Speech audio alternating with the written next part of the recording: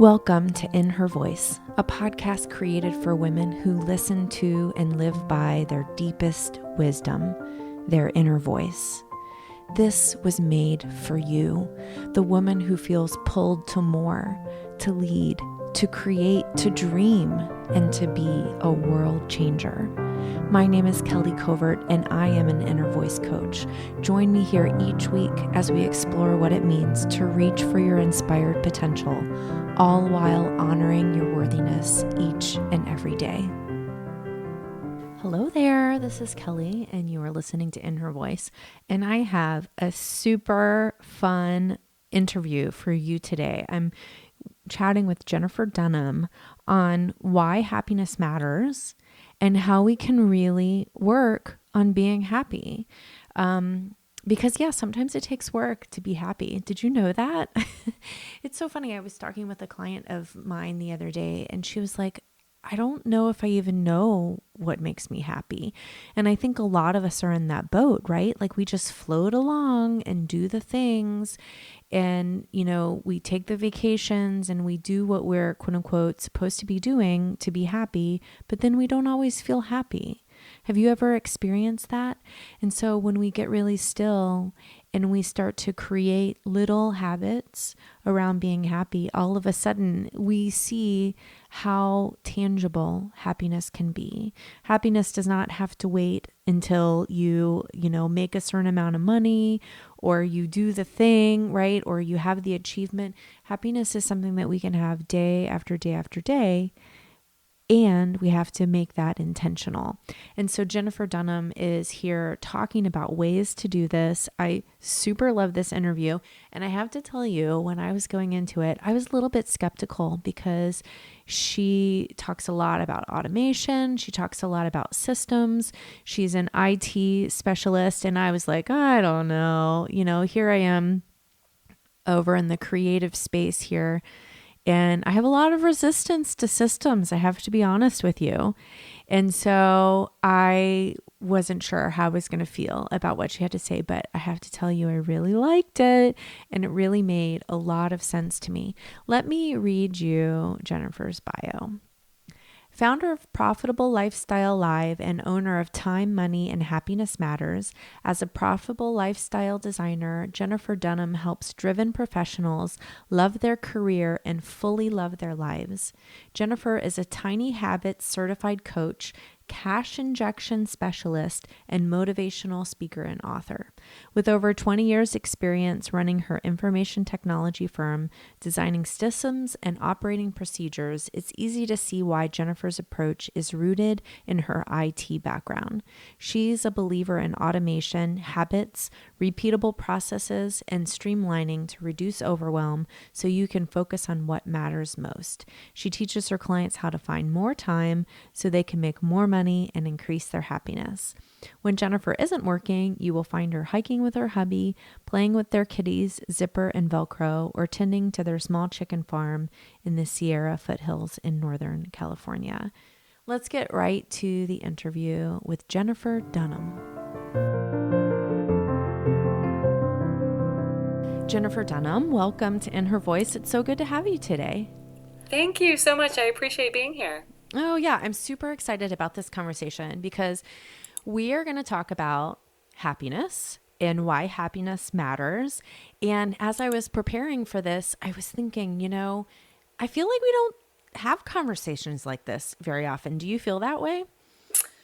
At least in my world, because I work with a lot of entrepreneurs in general don't talk about happiness. And this is one thing that I get on my soapbox about is people think it's an end result.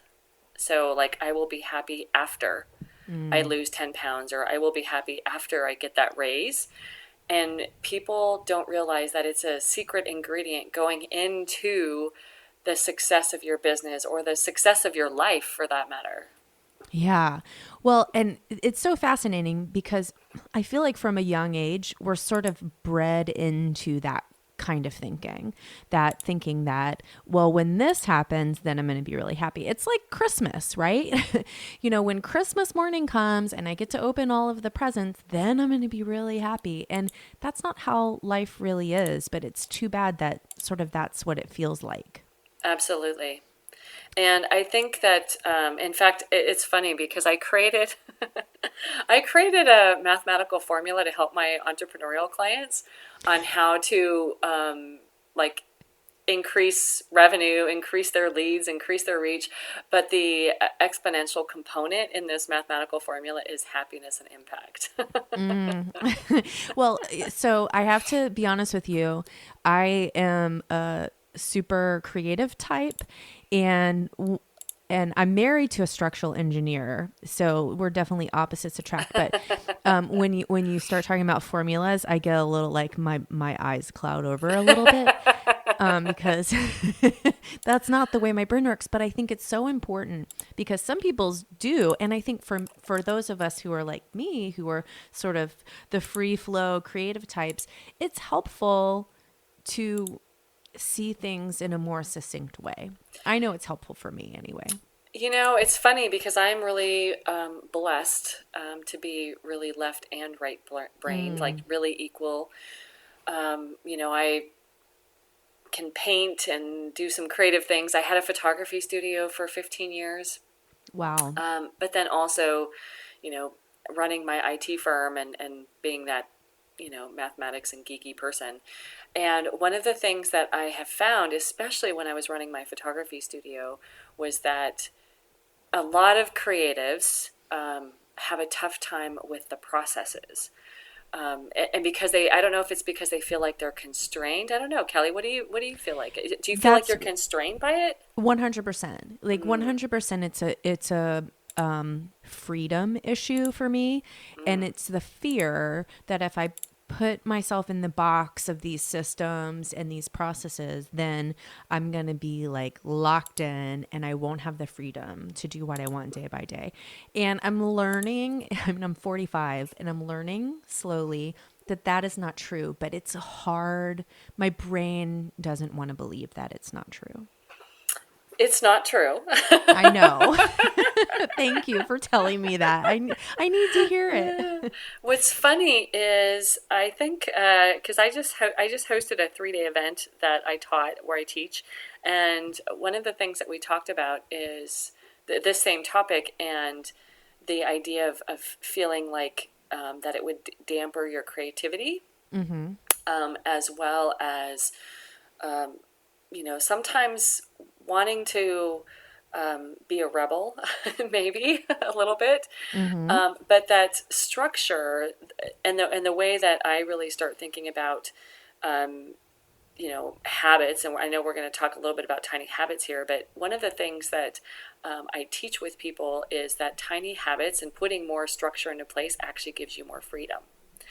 And when you start to realize that, the eyes start to kind of widen up and people, like, the light bulbs start to go on. We're like, wait a minute, if I put a little bit more structure in place, I could actually, one, get more done in less time. And then, of course, I take that, extrapolate that, and use that even further as far as making more money in less time. But it actually then gives you more free time. Like, it actually gives you more freedom. Yes, I know. And I'm practicing.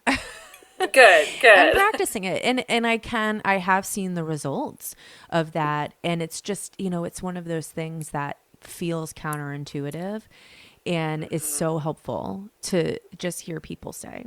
So I want to get into this idea of happiness, and we're going to touch on the habits piece. We're going to touch on a lot of the things, but the happiness is sort of the center point of this conversation. And I was like, what am I even going to ask as sort of the starting question? And I decided on something super delicious. How do you even know if you are happy? That's a really good question. Of course, I think this is going to be different for each person. And some people, what's funny is I went through this experience of kind of a very similar Shark Tank kind of Mm-hmm. presentation that I gave. It was at an entrepreneurs conference where I was the one delivering. I mean, I was the one presenting, and the panel of sharks.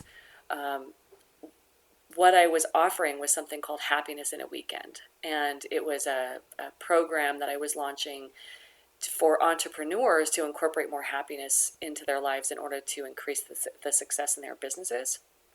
And the one thing that these sharks on this panel said to me was that happiness doesn't sell. And it made me think, like, okay, so what do people really define happiness to be? Because of course I think happiness sells, but the reality is that some people don't even resonate with the word happiness. Mm. So to define the word, of course it's individualized, but I think it's really a place of contentment and joy. And so some people might resonate more with the word joy than they do with happiness. But for me, it's being able to live a life that when I get to my deathbed, that I'm not going to have like a laundry list of regrets. Mm-hmm. Yeah, I love that. And I asked that question because I think it's just a good question for us all to consider, because it's not something that's like on the top of our heads every day. Am I happy?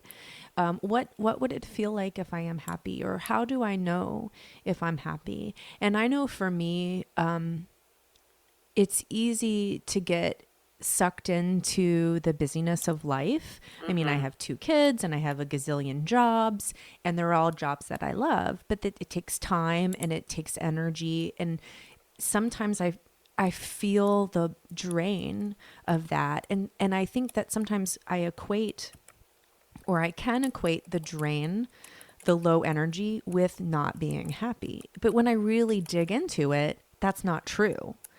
And so I sort of have to separate out certain feelings from others. Does that make sense?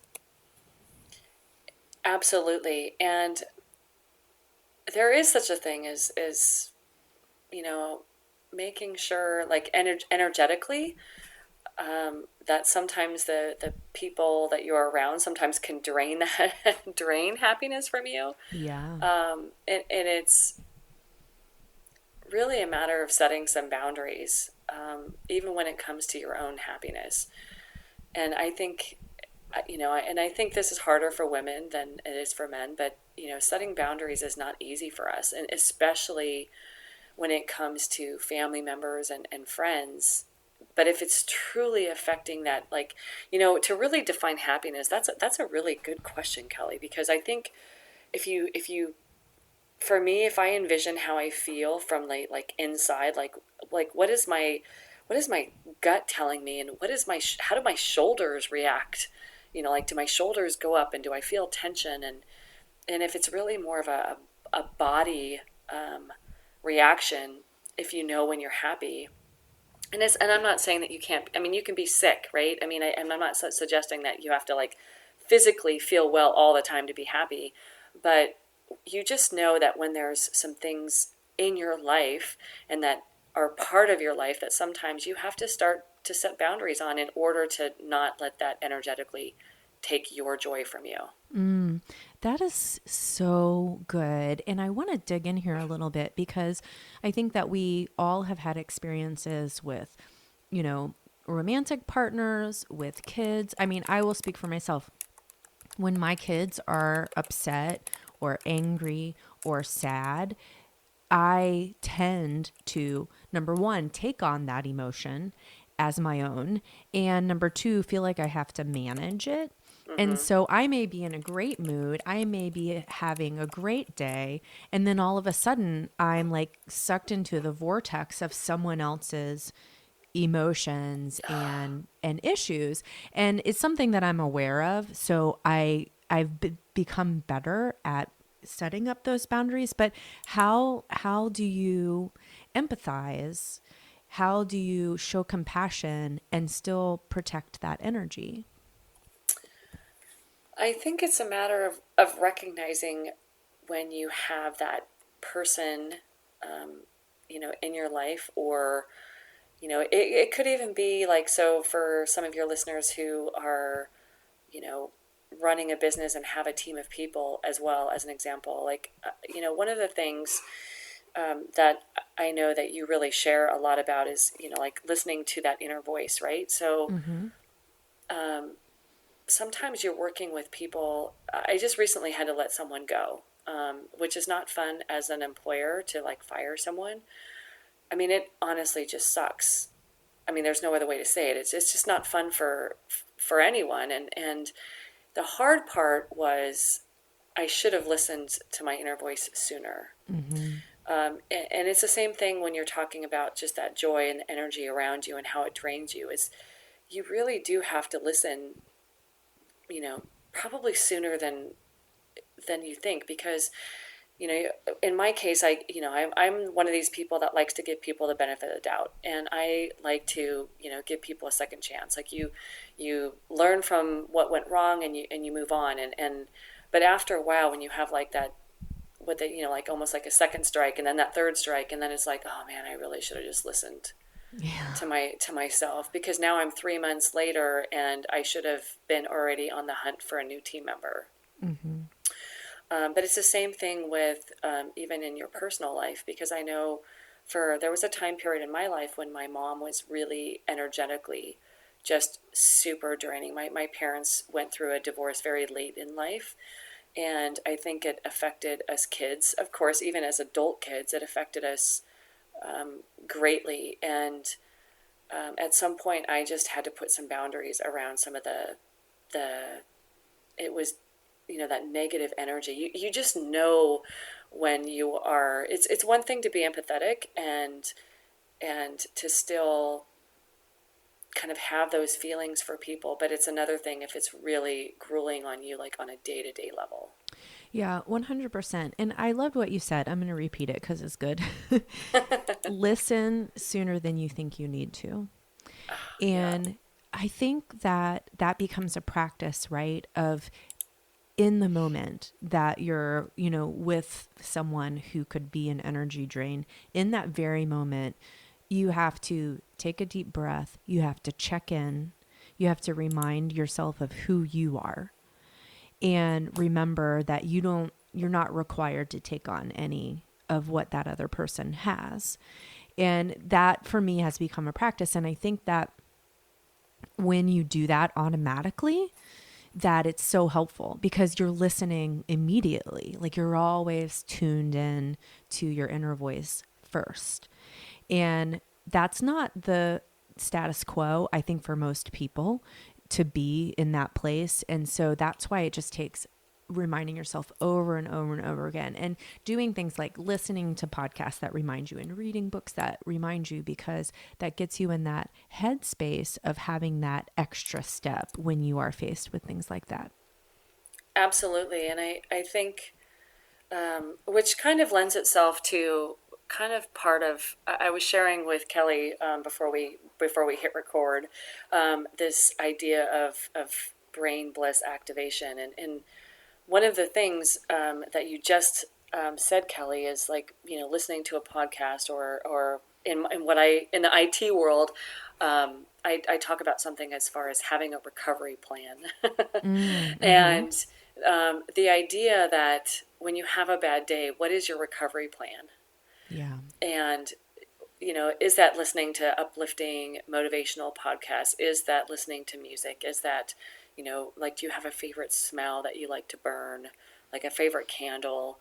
Is there just one person in your life that you can call them no matter what, and they're going to make you laugh? Mm-hmm. Like having that recovering plan is really important to be able to increase your happiness and your joy, because the reality is we all have bad days. Like we all have that day when we just want to go back to bed, put the covers over our head, and stay there. Well, and so that begs the question, right? Can you still be happy? Are you still happy when you have a bad day? I think, yeah, to the core of your being, I think you can be in a happy place. Like you can, there's never going to be like 100% perfect days all the time. And so it's understanding how you react to those days. It's understanding how you can get out of those funks faster. Like if you actually have a recovery plan, if you incorporate some, what I call brain bliss activation, like these ideas of interspersing happiness habits throughout your day so that you're automatically increasing your happiness on a daily basis, that when you do get bad news or when you do have a bad day, that you can bounce back faster. It's the resilience that you're working on. You're practicing growing your resilience, and you're practicing your efficiency of bouncing back faster. Mm-hmm. I 100% agree. I think that one of the challenges when it comes to happiness is that I think we think of it as a temporary thing. And what if it wasn't? What if we could say, I'm happy even inside of grief. I'm happy even inside of a bad day, or, something going bad at work or whatever, that you could find some sort of joy despite that. And I love that. So you mentioned happiness habits. And I know that tiny habits is something that you talk a lot about. Can you talk to us about what you mean by tiny habits or happiness habits? Sure. So I adore tiny habits. Like it's my jam. I love tiny habits. A tiny habit is literally something that you accomplish in 60 seconds or less. Ooh. It is the definition of the word tiny. And of course, it needs to be something that you want to do. It can't be something that's forced on you or something that you think you should be doing.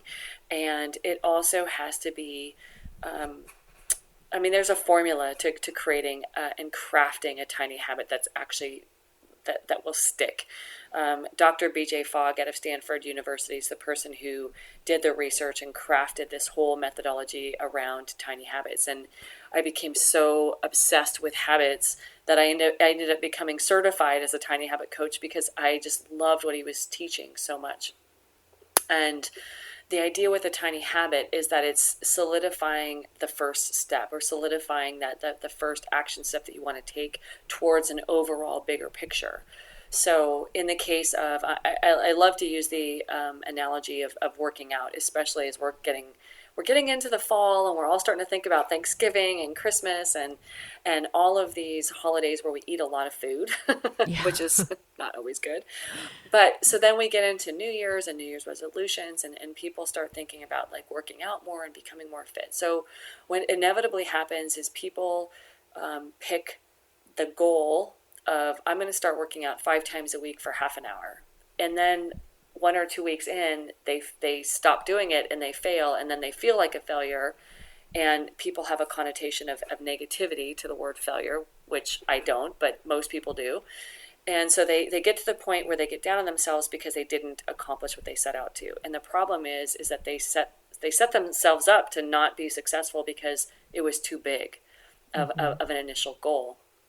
So in this case, as an example, a tiny habit might merely be that as you get, you roll out of bed, and some people sleep in their workout clothes as an added step. But let's assume that you roll out of bed and you're putting on your tennis shoes. Now, that is the existing habit that maybe you already have. Like, that is something you do. You're already prepared to like get up and go walking. So you're used to doing it. The problem is then that maybe you start doing stuff around the house, and before you know it, the hour that you intended to go walking has now been spent on feeding the pets, making lunches, or doing whatever the case may be. So in this case, the tiny habit is that after you put on your tennis shoes, that you sit on the exercise bike. That's it, nothing more. And so that's the tiny habit. So the trigger is, lacing up your shoes, and the new tiny habit is that I'm going to sit on my exercise bike. Now, it doesn't mean that I'm going to rotate my feet for 5 minutes, 10 minutes. That's the cherry on top if you actually take that action. But the new habit is that I'm going to lace up my shoes and I'm going to sit on my bike. Now, if I If I do anything, that's great. But if I don't, if I get off right away, then at least you have to celebrate that you performed your tiny habit. Yeah. Oh, I love this so much. So I'm going to just translate. I know a lot of the ladies who listen to this podcast work out at the gym. And so if we were to translate that example to a gym workout, that would be go sit in your car, right? Like just go get in your car. Yep, absolutely. Absolutely. Go get in the car, even if it means that you know, sit there for 30 seconds and you get back out. Like the whole point is to take the first step and solidify that as a new habit and celebrate that you did it. Celebration is such a, like, that's honestly the secret sauce, because it is creating these neural pathways in your brain of positivity, and that you are rewarding yourself for an action that you intended to take that you actually then took. What are some ways that you celebrate your tiny habit completion? It's funny. It doesn't have to be a big thing. That's a question I get a lot, as far as like, what are some ways to celebrate? I mean, you could do a literal pat on the back. You could do like a little happy dance. You can, some people like to celebrate by, going outside and, just like singing a song, or like, the idea of saying something like, oh man, I did it, good job. Or like, if you are a visual person, if you have like old school, like, picture yourself back in elementary where you've got the chart with your name and you're putting a star next to the fact that you did it. If that's what really, if you're more of that visual person and you want to see that you did it, then give yourself that celebration by giving yourself the gold star. Now, what happens? And this is something that I sit inside of a lot, this question, because I want women to be listening to their bodies. I want women to be listening to their inner voice and to really be aligned with what they most need on a daily basis. And I believe that our bodies and our inner voice are the direct access to that. So what happens on the day where we get up and we're tired and we're sore and our body's saying today's a rest day? How do we manage that? Because it feels like a lot of times, and I think we're taught this, well, push through, go do it anyway, go sit on the bike, go do whatever. And I want women to be flexible in that sense. So Absolutely. how do you work through that? Well, first, I'm going to give you two pieces of information. One is give yourself a little bit of grace.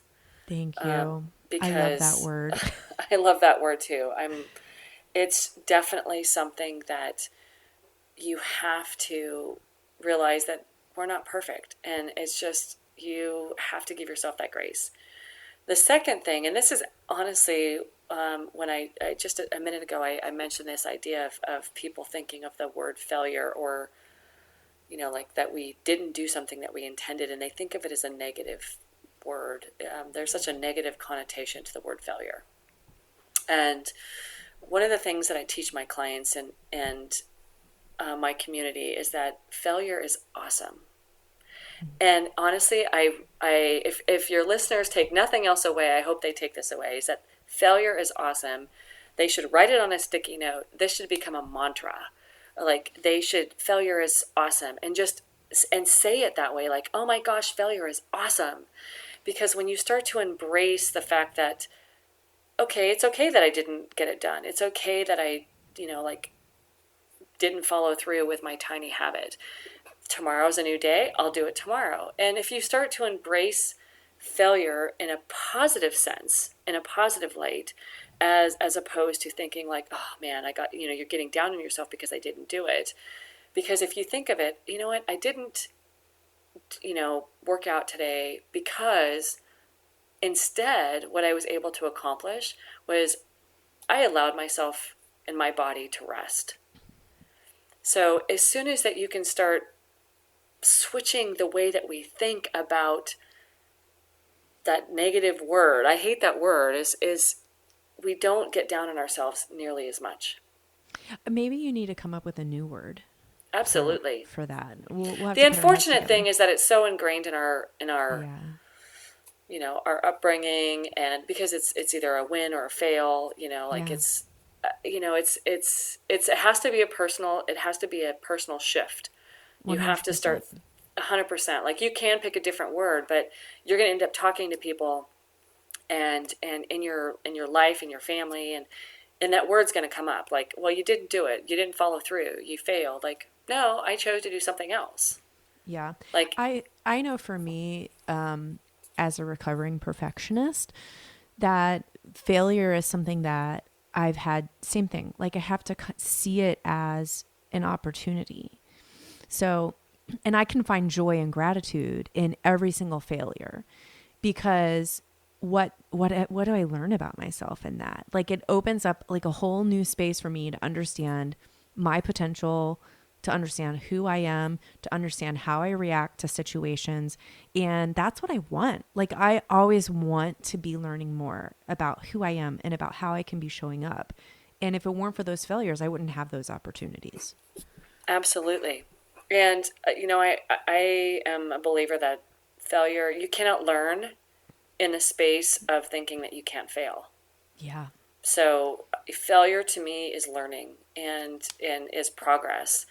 And I was hesitant to give the visual example of, because there's a little change to the visual example of putting a gold star on a tiny habit, because I don't want people to, like, miss a day and then they get down on themselves that they didn't put up a gold star, as far as completing a tiny habit. And what I teach my clients when we're working towards solidifying habits is, on the day that you don't, perform your tiny habit, instead of, like, skipping the gold star, is instead give yourself, like, a purple star. Give yourself something else that is just as meaningful, so that you can still celebrate the fact that you gave yourself a choice of something else instead. Mm-hmm. And I think there's something to be said for personal affirmation, because generally speaking, when we're talking about gold stars, and I'll speak from a personal perspective, I can give myself gold stars all day long, and it doesn't feel quite the same as when I get a gold star from somebody else. And I'm trying to teach myself how, when I give myself them, that matters more. Like, I need to be willing to give myself what I want other people to give me. Absolutely. And that can be hard because we're hard on ourselves. We are really hard on ourselves. Yeah. So you've mentioned several formulas, and if people want to learn more, if they're formula brained, and even if they're not formula brained, I'm sure that they can be in contact with you to learn more about that. But I just find it fascinating, and I kind of want to come full circle and talk about why being happy really matters. Like, why does it matter so much? I think, at least for me, when I created, my company, and originally, my URL is happinessmatters.com. And then I realized that I was, unfortunately, from a business perspective, not necessarily showcasing my brilliance and showcasing what it was that I was doing with my clients. And so then we kind of went through this rebrand of time, money, and happiness matters. And the whole part about happiness being part of that, whether you're an entrepreneur or not, if you are not really putting yourself out there in a way to have personal joy, and being able to take the steps, whatever that might mean for you, like, because of course each person is different, but whatever that might mean for you, if you are not taking the steps to live your life with joy every day, so that by the time that get to your deathbed, that you can say, I lived a really good life, then in my opinion, is, what's the point of living? Right. Yeah, all the money in the world is not going to change that. Absolutely. And the one thing that I I've shared with when I get out there and I speak on stages and such, is that happiness in some ways, like ideally we would like to say that happiness can't be bought. And I know I'm very controversial when I tell people that I think it can be, because because as a business owner, that if you're struggling with making money, happiness is never at the forefront of your thoughts. And and that's why this concept of tiny habits comes back into play, is there's tiny habits to create more happiness. And that's the brain bliss activation. It's these little spurts of activation that you're putting on your brain every day of happiness.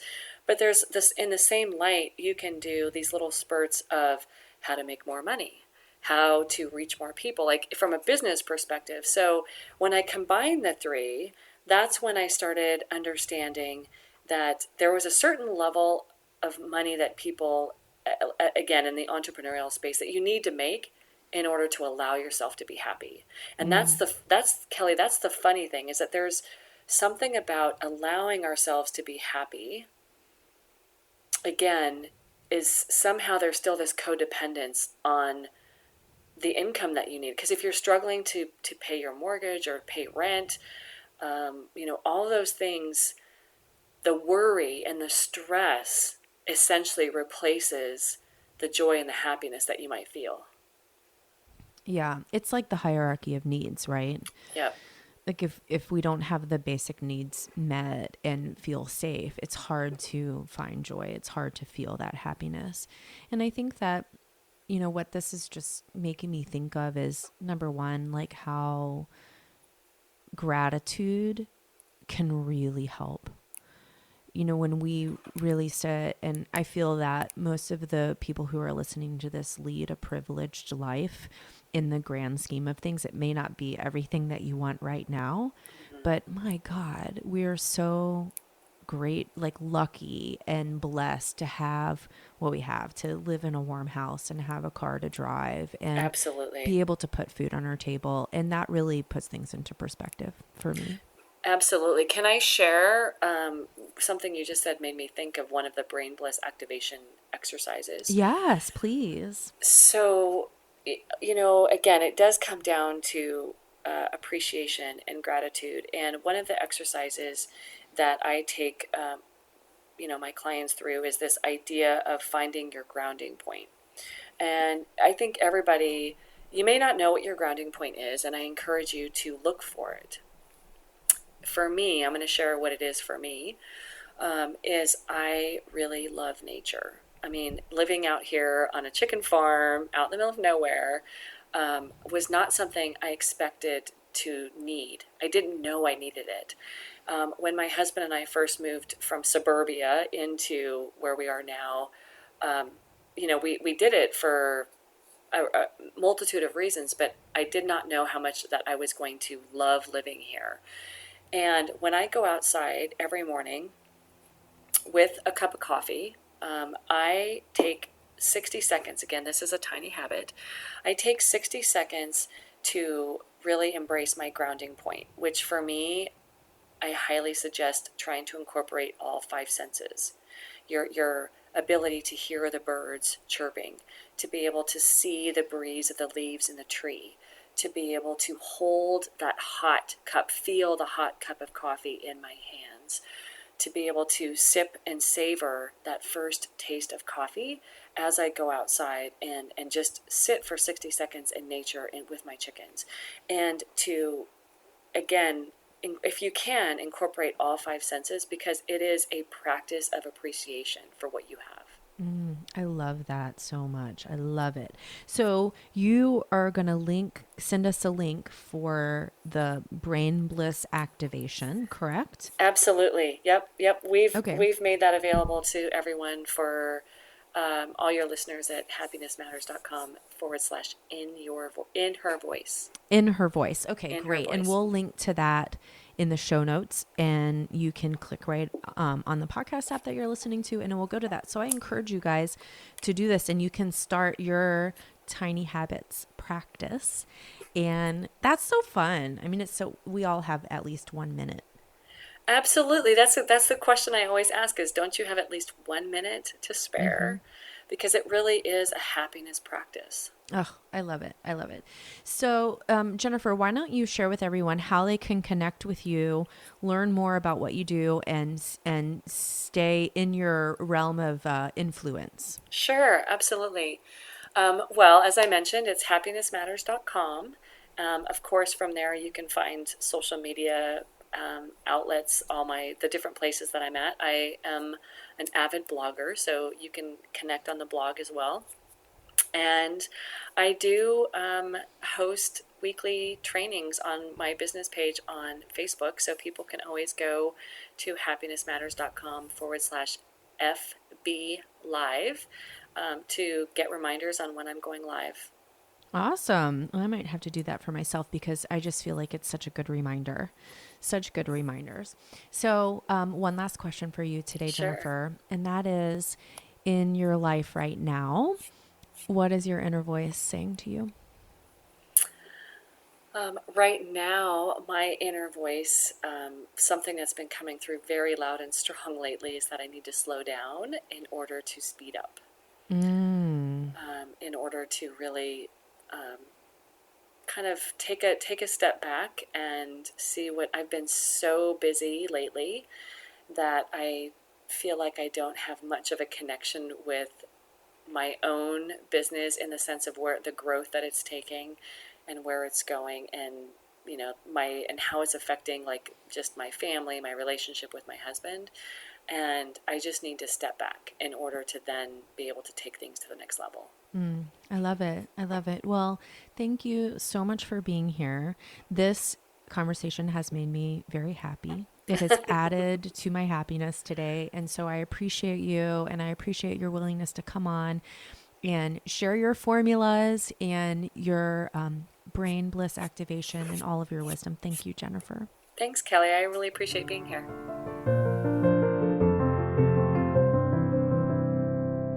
I hope that you loved that as much as I did. I thought that so much that she had to say was so practical and so easy to put into practice, which is what practical means.